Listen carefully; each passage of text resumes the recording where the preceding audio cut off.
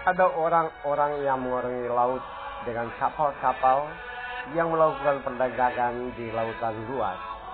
Mereka melihat pekerjaan-pekerjaan Tuhan dan perbuatan-perbuatannya yang ajaib di tempat yang dalam.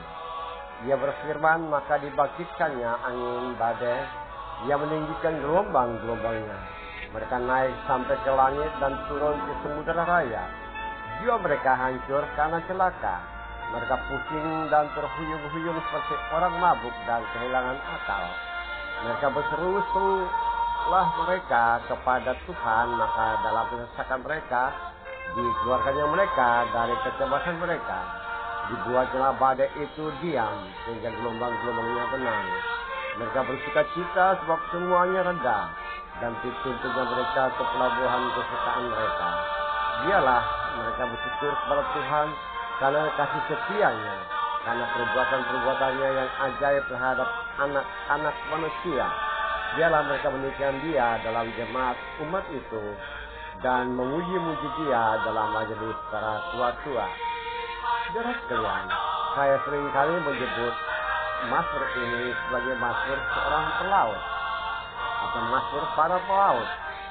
Para pelaut yang sementara ada di atas kapal mengarungi lautan, dan pada suatu waktu ada gelombang tinggi menerjang mereka. Dalam keadaan seperti itu, hampir-hampir saja mereka tenggelam dan hilang serta lenyap. Kemampuan mereka sebagai pelaut nyaris kehilangan akal untuk membawa kepada pelabuhan tujuan.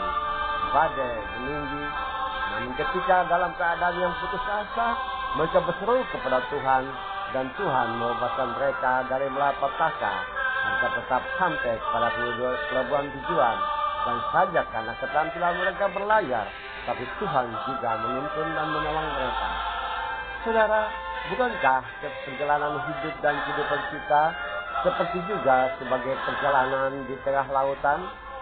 Kita bagaikan basta atau perahu atau kapal besar yang mengarungi lautan hidup dan kehidupan. Perjalanan atau pelayaran hidup dan kehidupan tidak selamanya kita bertemu dengan gelombang-gelombang kecil yang manis dan sedap. Tak selamanya kita bertemu dengan laut dan tenang. Tak selamanya angin bertiup di tengah laut itu dengan ketenangan dan ketentraman, bahkan dengan hal-hal yang sangat indah di cakrawala ataupun lautan. Namun ada juga badai, gelombang, dan angin yang besar, yang bisa saja badai, gelombang, dan angin besar itu menenggelamkan perjalanan hidup dan kehidupan kita.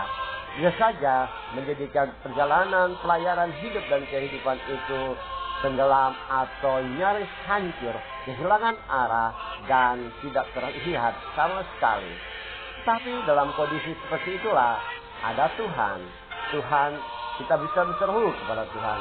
Sayangnya banyak orang dalam kehidupannya, dalam hidup dan kehidupan dia, dalam badai, dalam malapetaka, dalam gelombang besar hidup dan kehidupan tersebut, dia lupa harus berseru kepada Tuhan. Padahal Tuhan ada di sekitar dia. Itu yang dilakukan. Seharusnya itu yang dilakukan. Badai itu ada, gelombang besar itu ada, malapetaka itu ada, kesusahan itu ada, kesedihan dan air mata itu ada. Namun kita berseru kepada Tuhan.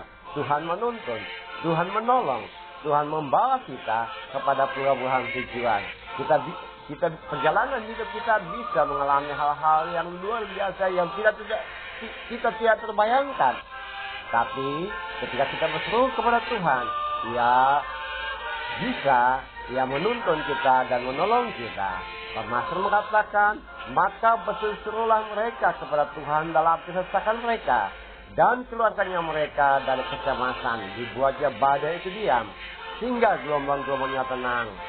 Mereka bersuka cita sebab semuanya reda. Dituntutnya mereka ke pelabuhan-pelabuhan mereka. Itulah perjalanan iman.